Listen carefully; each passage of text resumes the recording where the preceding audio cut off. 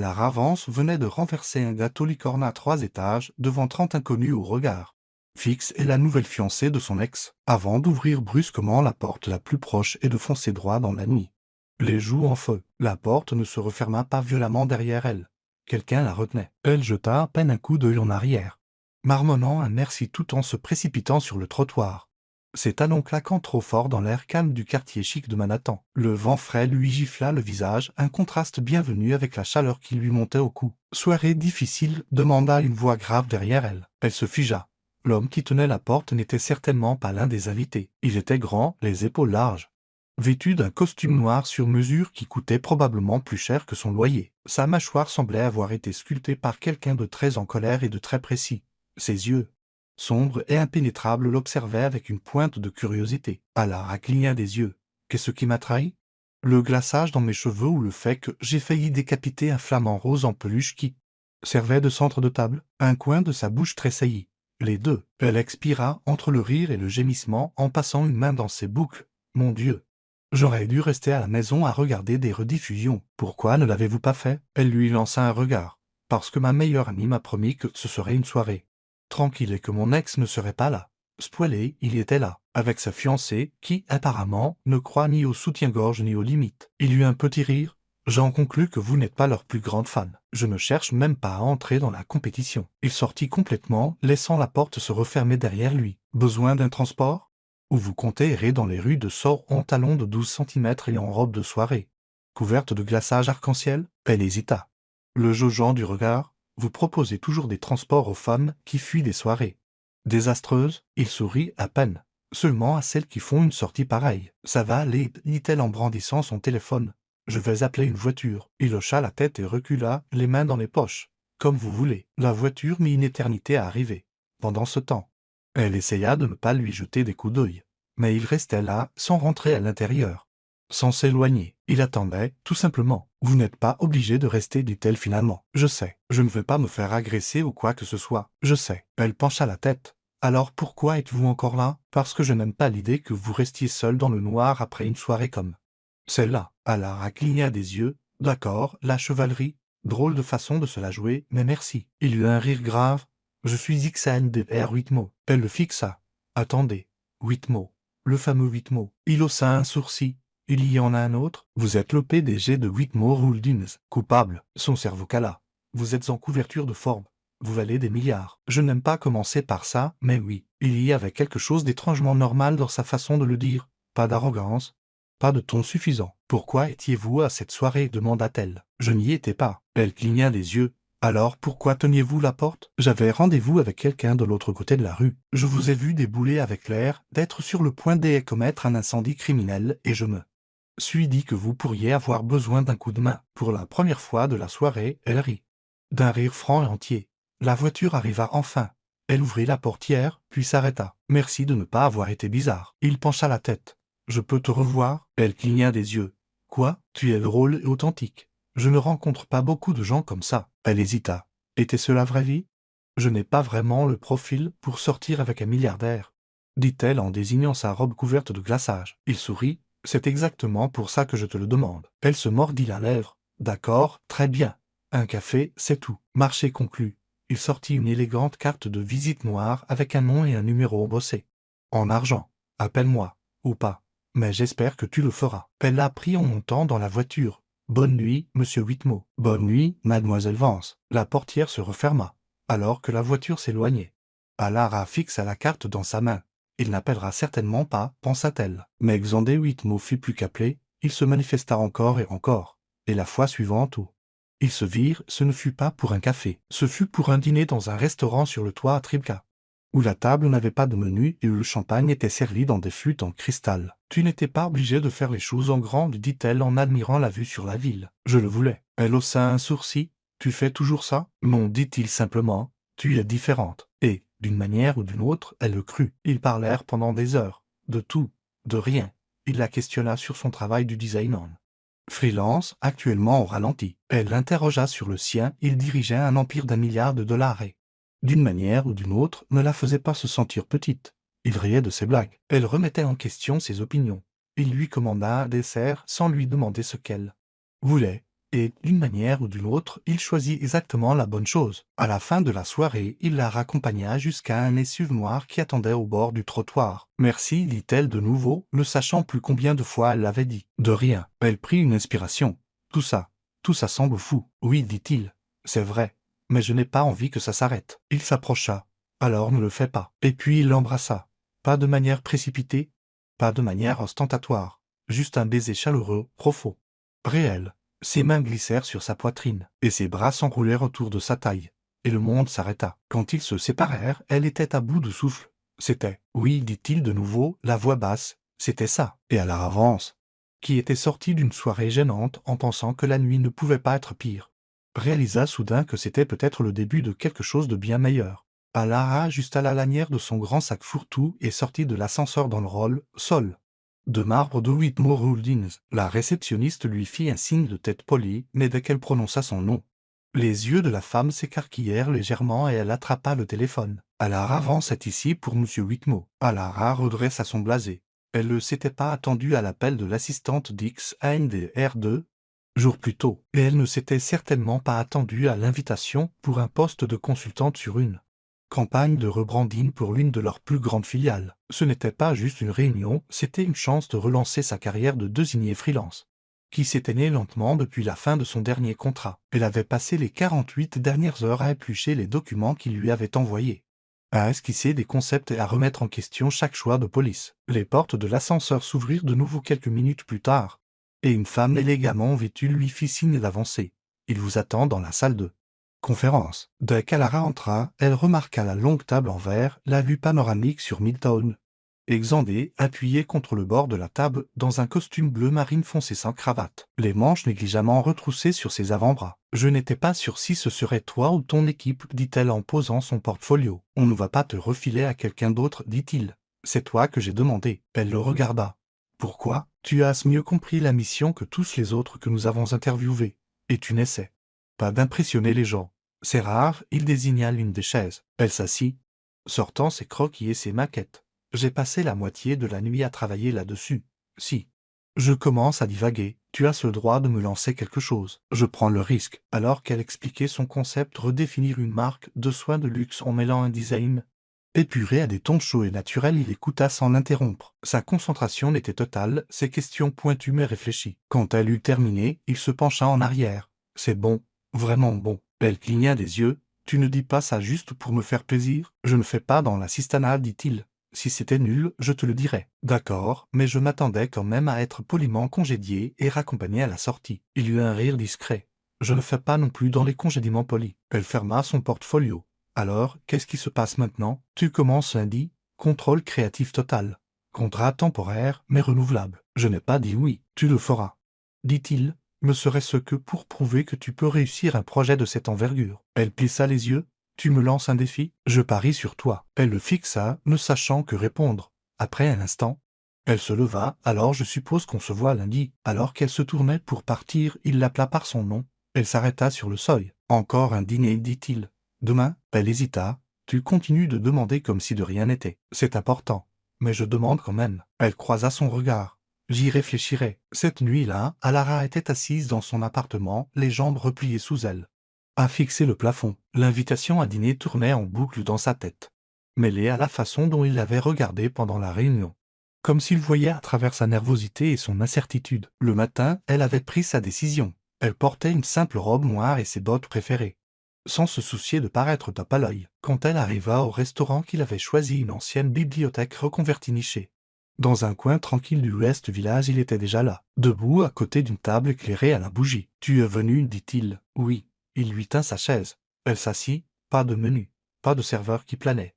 Juste un doux murmure de jazz et l'odeur de quelque chose de riche et de beurré dans l'air. « Tu es toujours aussi orchestré? » demanda-t-elle en se versant de l'eau. Il pencha la tête. « Tu veux dire préparé? Je veux dire la musique, l'éclairage, tout.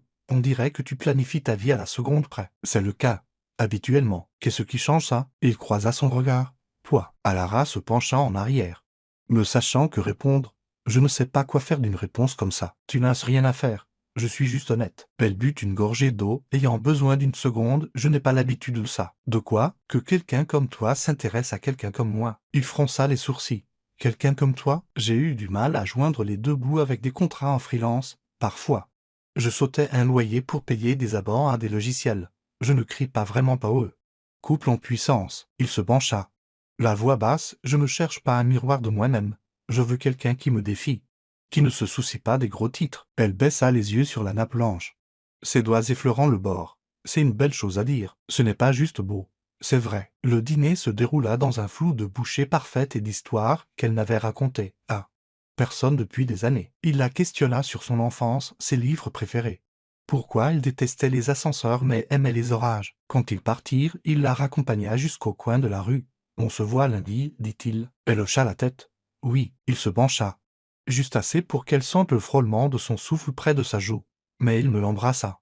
Pas cette fois. Il recula simplement, la laissa partir. Elle fit le reste du chemin jusqu'à chez elle, le cœur battant à tout rompre. Lundi arriva plus vite qu'elle ne l'avait prévu, dès qu'elle entra dans le bureau marqué développement créatif, l'énergie changea. Une équipe de désignés, de photographes et de stratèges de marque leva les yeux à son entrée. L'une d'entre eux, une grande femme aux cheveux argentés et lisses et à la veste vert émeraude, s'approcha. « Vous êtes Alara » dit-elle sèchement. « Je suis Camille, chef de projet. Zandé a dit que vous prendriez la direction du développement conceptuel. Nous avons tous examiné votre proposition. Voyons si vous pouvez tenir vos promesses. » Le défi était immédiat, mais Alara l'accueillit favorablement. Elle se jeta dans le travail, repoussant des délais, retravaillant les rendus, testant les palettes de couleurs sur les matériaux d'emballage. Les jours se confondaient, tout comme les barrières entre elle et XANDR. Il passait au studio de design plus souvent que nécessaire, offrant des retours. Parfois simplement en observant le travail d'équipe, il ne restait jamais en retrait, mais sa présence changeait toujours l'atmosphère. Tard un soir, elle était la dernière, penchée sur une table lumineuse, à retravailler une étiquette de produit. « Tu es encore là » dit la voix de Xandé depuis l'embrasure de la porte. « Je pourrais dire la même chose de toi. » Il entra, les mains dans les poches. J'étais sur le point de partir. J'ai vu la lumière à travers la vitre. J'ai juste besoin de finir ce truc. Il traversa la pièce jusqu'à sa table, se pencha par-dessus son épaule. Assez près pour qu'elle sente une odeur boisée et chère. « Tu pousses trop loin, dit-il doucement. Tu n'as rien à prouver. » Si, dit-elle sans lever les yeux. À moi-même. Il tendit la main et éteignit la table lumineuse. Elle leva les yeux, surprise. « Tu l'as déjà fait, dit-il. Rentre chez toi, Alara. » Quand elle ne bougea pas.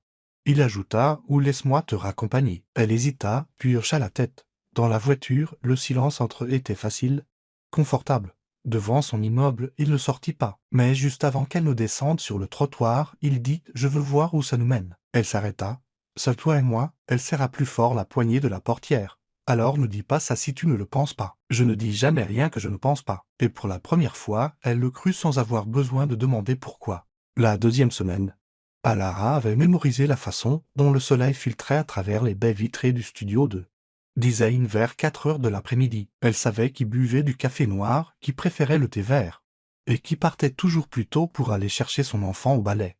Elle s'intégrait au rythme, mais ne s'y fondait jamais. Camille se assurait exigeante, méticuleuse et impitoyable dans ses retours, mais jamais méchante. Si Alara avait douté auparavant d'être capable de diriger une équipe comme celle-ci, ce n'était plus le cas. Elle s'habituait encore à la façon dont les gens la regardaient quand ils réalisaient qu'elle n'était plus une simple freelance. Elle était celle qu'Xandbert Whitmore avait personnellement choisie. La moitié de l'entreprise supposait probablement qu'elle couchait déjà avec lui. L'autre moitié, soupçonnait-elle, attendait que tout implose. Le mercredi, elle arriva et trouva Camille faisant les 100 pas dans la salle de conférence.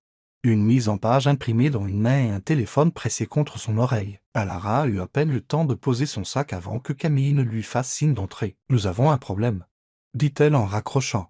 Le distributeur étranger du client a rejeté le design de l'emballage. Quelque chose à voir avec le contraste des couleurs qui ne rend pas bien sous un éclairage fluorescent.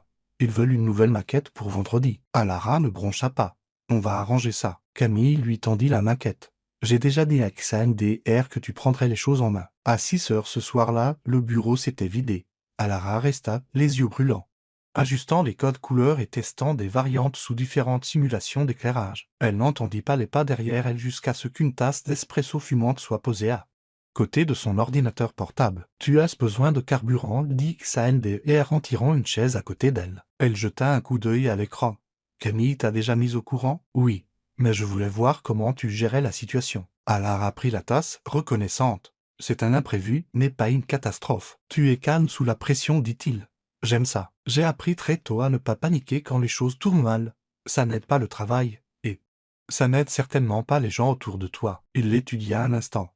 Où as-tu appris ça? Mon père avait une imprimerie, dit-elle, les yeux toujours fixés sur l'écran. Les machines tombaient constamment en panne. Les commandes étaient retardées. L'encre s'épuisait en plein milieu d'un travail. Il disait toujours, tu peux crier ou tu peux le résoudre. L'une des deux options règle le problème. Xandé se pencha légèrement en arrière. On dirait quelqu'un que j'aurais apprécié. Il est décédé il y a 3 ans, dit-elle doucement.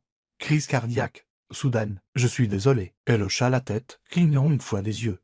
Merci. Ils restèrent assis en silence un instant, le bourdonnement de la ville à l'extérieur des fenêtres. Puis il tendit la main et déplaça légèrement son écran. Et c'est ça, dit-il en ajustant le curseur de saturation.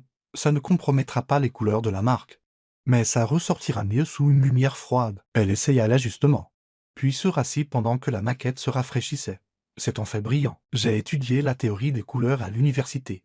La seule chose dont je me souviens. Elle se tourna vers lui, surprise. Tu as étudié l'art, l'architecture, brièvement, avant d'abandonner pour la finance. Mon père ne pensait pas que le design était quelque chose de substantiel. Elle haussa un sourcil.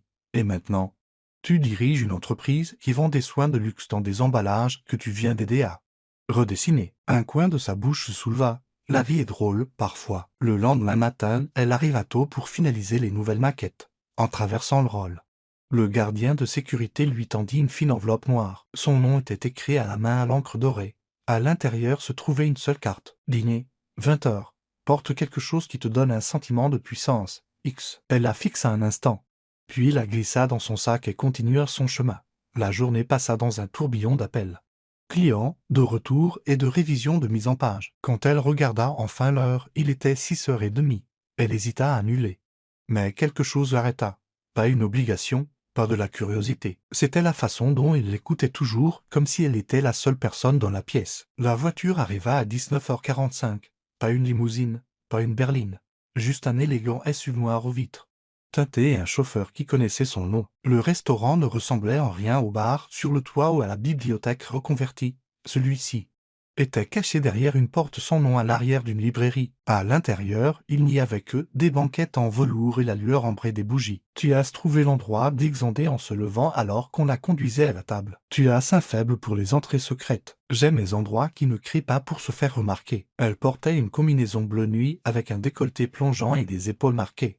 Quelque chose qu'elle n'avait jamais eu le courage de porter auparavant. Mais ce soir, elle n'avait pas envie de se faire petite. Il la regarda plus longtemps que nécessaire avant de parler. Tu as l'air de quelqu'un à qui la pièce appartient. Je ne fais que l'emprunter pour la nuit. Garde-la, dit-il. Ça te va bien. Ils mangèrent lentement. La nourriture était parfaite, mais elle la goûta à peine. Quelque chose dans la façon dont il la regardait, non pas avec faim mais avec reconnaissance, rendait la concentration difficile. Tu ne parles jamais de ta mère, dit-il au milieu du vin. Elle est partie quand j'avais 15 ans, dit-elle en posant sa fourchette. Un jour elle était là.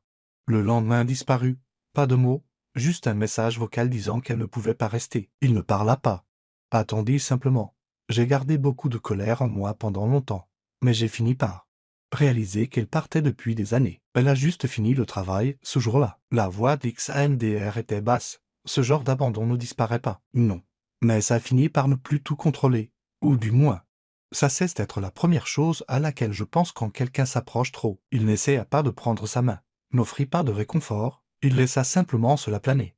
Entre eux, sans jugement, elle tordit la serviette sur ses genoux. Je ne veux pas être le projet émotionnel de quelqu'un. Tu ne l'es pas, dit-il simplement. J'ai vu des gens brisés. Tu n'en es même pas proche. Alors pourquoi moi? Demanda-t-elle en croisant son regard. Tu pourrais avoir n'importe qui. Il n'hésita pas. Parce que tu me donnes envie de le mériter. C'est quelque chose que je n'ai pas ressenti depuis longtemps. Elle expira lentement. C'est une chose dangereuse à dire. Je ne fais pas dans la sécurité. Après le dessert, il la raccompagna dans la rue calme. Le chauffeur attendait au bord du trottoir. Mais aucun d'eux ne se dirigea vers la voiture. Tu penses toujours que c'est fou, demanda-t-il. Oui, dit-elle. Mais ça me semble pas mal. Il s'approcha. Alors ne luttons pas contre ça. Elle ne l'arrêta pas quand il se pencha. Mais cette fois, le baiser n'était pas hésitant. Il était délibéré, final. Sa main glissa jusqu'à la courbe de son cou, ses doigts se levant pour agripper le bord de sa veste, quand ils se séparèrent. Son cœur battait à tout rompre. « Viens avec moi, dit-il contre sa peau. » Elle ne répondit pas, mais elle ne recula pas non plus. Les portes de l'ascenseur s'ouvrirent directement sur le penthouse. Alara entra lentement, admirant la vue qui s'étendait sur la ville comme un tableau vivant. Des baies vitrées du sol au plafond encadraient la ligne d'horizon. Les lumières de Manhattan scintillant dans la nuit. L'espace était chaleureux, rempli d'un éclairage doux et du murmure discret de jazz flottant depuis des parleurs cachés. Xandé ferma les portes derrière elle, posant ses clés sur une table d'appoint en marbre. « Tu as toujours l'air d'essayer de toutes mémoriser, c'est le cas, » dit-elle en s'avançant. « Ce n'est pas tous les jours que l'on entre dans un endroit comme celui-ci. C'est à toi ce soir, dit-il simplement, tout entier. » Elle se dirigea vers les fenêtres. Ses talons silencieux sur le parquet sombre. « Tu n'en as jamais marre d'avoir autant d'espace ?» Il l'observa un instant. « Parfois. Mais c'est différent avec toi dedans. » Elle se tourna pour le regarder. La question se formant déjà. « Dis-moi quelque chose sur toi que personne d'autre ne sait. » Il n'hésita pas, il m'arrivait de sécher des réunions du conseil d'administration et de prendre le métro juste pour me sentir anonyme. Je m'asseyais dans le dernier wagon, sans sécurité, sans téléphone, juste moi et un gobelet de café en carton. Elle pencha la tête. Pourquoi? Parce que j'avais besoin de me rappeler à quoi ressemblait le monde quand personne n'attendait rien de moi. Alara se dirigea vers lui, ses doigts effleurant le bord d'un élégant fauteuil en cuir. « Tu le fais encore ?» Il secoua la tête. « J'ai arrêté le jour où je t'ai rencontré. » Son souffle se coupa, mais elle le masqua par une expiration silencieuse. « Tu n'es pas ce que je pensais que tu serais, toi non plus. » Il se tenait au milieu de la pièce. Le silence entrelourd de quelque chose d'innommé, puis il plongea la main dans sa poche et en sortit un petit morceau de papier plié. Il le lui tendit. Elle l'ouvrit lentement. C'était un croquis de design, son style reconnaissable entre mille, une variation de la mise en page de la marque qu'elle avait peaufinée pendant des semaines, mais avec un nouveau symbole dans le coin et un minuscule phénix abstrait s'élevant d'un coup de pinceau. Ses doigts le tracèrent. « Quand as-tu fait ça ?»« La nuit dernière. Je n'arrivais pas à dormir. Tu as redessiné mon design. » J'y ai ajouté quelque chose, dit-il, parce que ça semblait inachevé. Elle leva les yeux. « Ça ne concerne pas la campagne. » Non, dit-il, la voix plus basse maintenant. Ça ne la concerne pas. L'air entre changea de nouveau, plus lourd maintenant, plus fragile. « Je suis en train de tomber amoureux de toi, Alara, dit-il. Je ne l'avais pas prévu. Je ne m'attendais pas à ce que ce soit plus qu'une étincelle. Mais ça ne part pas. » Sa poitrine se serra. « Tu n'as pas le droit de dire ça si tu n'as pas l'intention de faire quelque chose à ce sujet. »« Si, dit-il. Je te veux avec moi. Pas pour une nuit, pas pour une saison. Je veux que tu restes. » Elle recula. « J'ai passé les 5 dernières années à essayer de construire quelque chose à partir de rien.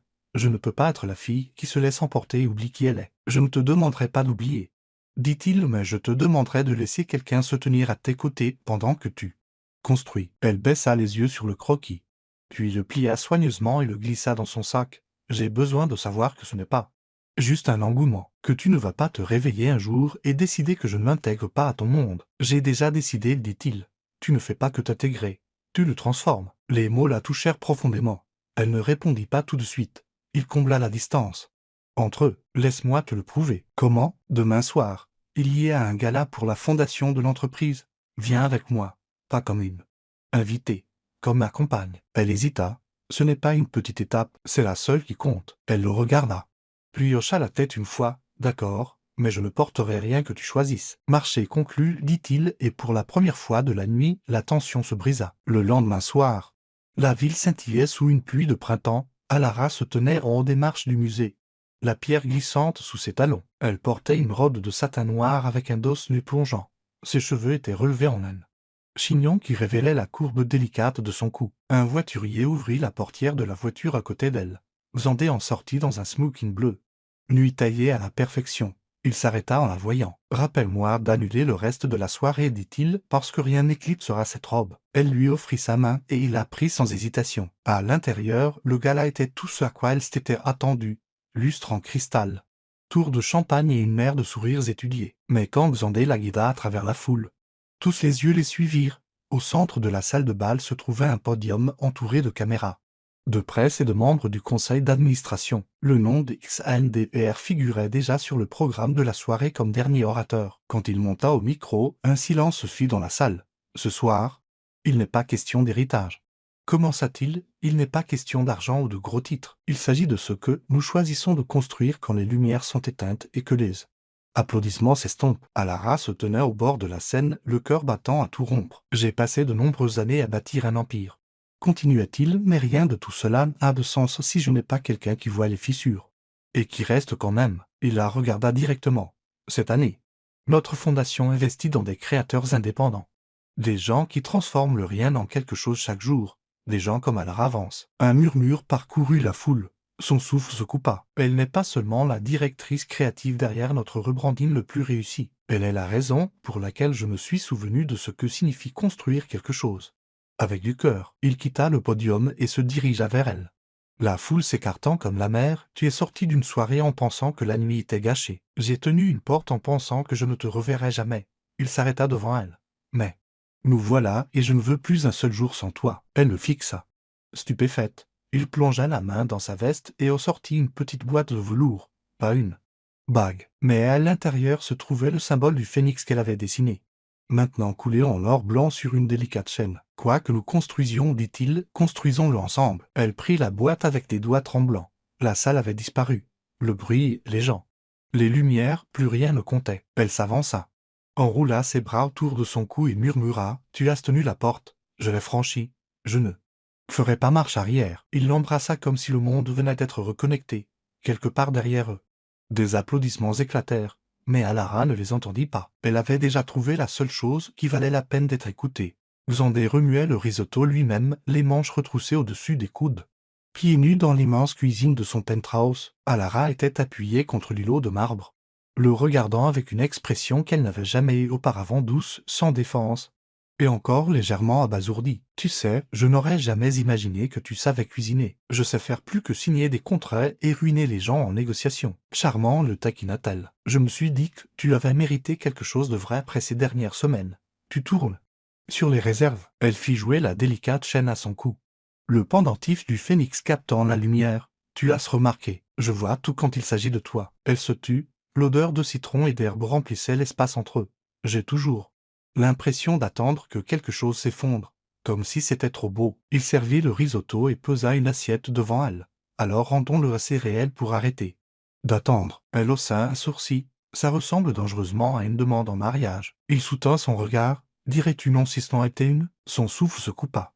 Elle posa sa fourchette. Xandé, je ne te le demande pas. Pas encore, mais je veux que tu commences à imaginer à quoi ça pourrait ressembler. Je n'ai pas besoin de diamants ou de déclarations. Tu auras les dos de toute façon, dit-il en tirant une chaise à côté d'elle. Elle rit, la tête renversée en arrière. Tu es impossible. Tu aimes ça chez moi. Je n'ai jamais dit que je t'aimais. Il se pencha, pas à voix haute. Le dîner s'estompa dans une musique douce et de longs regards. Il n'avait pas parlé de travail. De toute la soirée. Pour une fois, il n'y avait pas de délai, pas d'équipe à gérer. Pas de gros titres à esquiver. Juste deux personnes qui étaient devenues un point fixe dans la vie de l'autre. Plus tard, blotti sur le canapé, enveloppé dans un de ses pulls trop grands. Alara demanda « De quoi as-tu peur ?» Il ne fit pas semblant de ne pas comprendre, de perdre le contrôle. Elle hocha la tête. « Tu as construit ta vie autour de ça. Et puis tu es entré, du glaçage dans les cheveux, un ouragan dans les yeux. » Elle sourit, « Et tu as lâché prise. » Il lui glissa une mèche de cheveux derrière l'oreille. « C'est la meilleure décision que j'ai jamais prise. » Ils restèrent ainsi jusqu'à ce que le sommeil les emporte. 2 mois passèrent dans un tourbillon d'expansion. Le rebranding fut lancé avec un succès critique. L'équipe d'Alara recevant des offres de clients mondiaux. La presse bourdonnait à propos de la nouvelle direction créative audacieuse de Whitmore Holdings. Mais lorsqu'on l'interrogeait à ce sujet, XANDR ne donnait qu'un seul nom, Alara Vance. Elle fut nommée nouvelle directrice créative de la division Lifestyle de Whitmore. Un titre qui lui semblait autrefois à des galaxies de distance. Mais maintenant, alors qu'elle se tenait à l'avant de son nouveau bureau élégant, surplombant l'Hudson, tout ce qui semblait autrefois hors de portée était à elle. Pourtant, elle garda son appartement dans l'East Village. Non pas parce qu'elle en avait besoin, mais parce que cela l'ancrait. Certains soirs, elle y retournait juste pour s'asseoir sur le canapé usé et se souvenir de ce que c'était que de partir de rien. XANDR et elle n'emménagèrent jamais officiellement ensemble. Mais son penthouse s'était lentement transformé. Ses carnets de croquis traînaient sur la table basse. Ses tasses préférées avaient remplacé les gobelets en cristal minimaliste dans le placard. Son parfum s'attardait dans les draps. Un après-midi, Camille frappa doucement à sa porte. « J'ai entendu une rumeur, » dit-elle en posant une petite boîte sur le bureau d'Alara. Alara haussa un sourcil. « Devrais-je m'inquiéter ?» Camille eut un sourire rare et approbateur. « J'ai entendu dire que Whitmore t'avait offert des parts de l'entreprise. » Alara cligna des yeux. Ce n'était pas censé être rendu public. Camille haussa les épaules. C'est un bon potin. Alara ouvrit la boîte. À l'intérieur se trouvait une élégante plaque noire gravée de son nom et En dessous, les mots « partenaire » Whitmolly fait-il groupe. Elle ne pleura pas. Elle ne se figea pas. Elle sourit, lentement et sûrement. Ce soir-là, elle trouva Xandé sur le toit, debout au bord avec un verre de bourbon à la main. La ville scintillant à ses pieds. « Tu savais que je dirais oui, dit-elle en s'avançant vers lui, la plaque sous le bras. « Je l'espérais, répondit-il. « Tu n'as pas peur que je t'éclipse? J'y compte bien. » Il lui tendit la main. Elle la prit. « Je veux parler de quelque chose, dit-elle. » Il se tourna vers elle. « De tout ce que tu veux. Je ne veux pas d'un mariage dans une salle de bal ou d'une centaine de personnes qui me regardent. Pleurer dans un micro. Alors on ne le fait pas. Je veux un vignoble, un endroit calme, un endroit qui sent la lavande et le pain frais. » Il hocha la tête. « C'est noté. Je veux une robe dans laquelle je peux respirer. Une musique qui ne résonne pas. Des vœux que nous écrirons nous-mêmes. J'écrirai les miens à l'encre. Pas de retour en arrière. » Elle se pencha contre lui. « Et je veux me réveiller le lendemain sans avoir l'impression d'être entrer dans la vie de quelqu'un d'autre. » XANDR lui releva le menton avec 2 doigts. « C'est ta vie maintenant. À Lara. Et je suis juste l'homme assez chanceux pour la vivre à tes côtés. » Ils se marièrent 3 semaines plus tard. Ce ne fut pas un spectacle. Juste un vignoble en Provence, un costume en lin, une robe en soie qui dansait quand elle marchait. Et des vœux murmurés sous une arche d'olivier. Il promit de ne jamais laisser son empire passer avant elle. Elle promit de ne jamais laisser là peur l'empêcher de construire quelque chose de plus grand. Et quand ils s'embrassèrent, ce ne fut pas un moment d'arrivée, mais de retour à la maison. Ils passèrent une semaine dans une ferme restaurée surplombant les collines. Elle dessinait près d'eux. La fenêtre le mata. Ils cuisinaient des œufs avec trop de poivre. Ils ne consultèrent pas leur téléphone une seule fois. La dernière nuit, il lui tendit une enveloppe usée. À l'intérieur se trouvait un acte de propriété. « Whitmo Vance Design Studio » lut-elle à haute voix. Il hocha la tête. « Ton nom en premier. Parce que tu l'as mérité en premier. » Elle leva les yeux vers lui, les yeux brillants. « Tu ne fais vraiment jamais les choses en petit.